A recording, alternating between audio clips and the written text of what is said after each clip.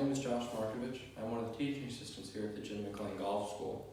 And today we're going to talk a little bit about step 5. Step 5 in the golf swing. So we talked about step 1, 2, 3, 4. 5 is going to be the first time we really kind of start the downswing. So there's a couple different parts of step 5. We have step 5A, which is about a quarter of the way down. And then step 5 when the club gets into the delivery position. So when it comes to step 5, there's no real exact start or stop to the step, but the key is to have a long, smooth flowing transition. When we get to the top, the club head's going to be one of the last things to move. The first thing to move is going to be our lower body, so we're going to initiate like we did in step 4. Our hips are going to move, then our shoulders, our arms, then hands, and then the club head's one of the last things to move. So when we get here, we actually start moving a little backward and then we just kind of squat down a little bit. This squat is what creates a lot of power. So if you think of like a Sam Snead or like a George Dankis type swing, when they get up here, they really squat, get a lot of power into the shot. So let's talk a little bit about what the body's actually doing in this part. So we get here to step 5. Notice the club is parallel with the ground again.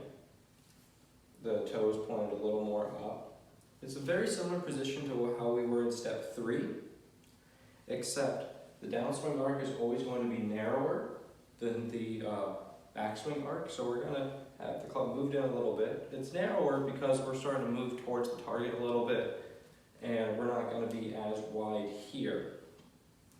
So here our right heel's going to start to come up a little bit. Our weight's probably mostly shifted onto our left side. Club's parallel with the ground. Our left arm is leading the right arm. Our right arm's not like that. And our right elbow is kind of hugging the side of our body. We don't want to get too far outward. So our right elbow, once we get here, kind of posts, it comes side of our body. Works as a spot where we could rotate through. So also, there's a few different checkpoints that comes into step 5 that you can make sure you're always in a good position with. One is going to be our right knee position. We don't want it sliding outside of the hips or too far to the inside. So checkpoint 1. When we get here, our hips are going to be squared relative to the target line. So we don't want to have be super open or super close here. We want to be fairly square.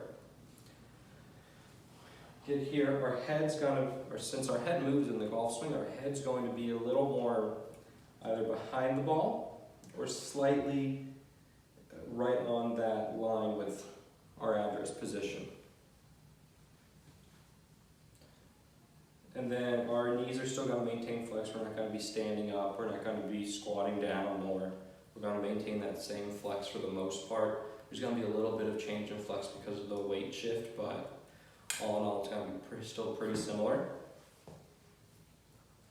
And then when we get here, we're going to notice that the right elbow is going to be slightly visible under the left arm as well when we look face on. So that's going to be very important to keep in mind as well.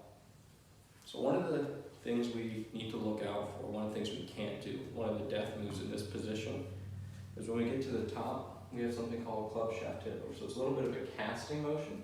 So we get the club here and it actually kind of steepens. We always want to try to shallow the shaft, but if club shaft tips over, it steepens and we only are able to cut across and hit those weak slices. That's one thing we can't do, is have our club shaft tip over a little bit. So what's a good way that we can work on our step 5 positioning? So one great way to work on step 5 positioning, you take a swing all the way to the top, go down, check halfway through, have a mirror or a video playing behind you so you can go back, stop right here, check all the positions, either down the line or face on, make sure knees are maintaining their flex, shaft parallel, toes pointed pretty straight up. Hit all those checkpoints. Our hips are square, right heel still a little grounded, we might start to come off a little bit. our right elbow is visible under the left. So you can always use a mirror and just do those check swings to make sure you're in a great step 5 position. So if you guys have any questions on step 5,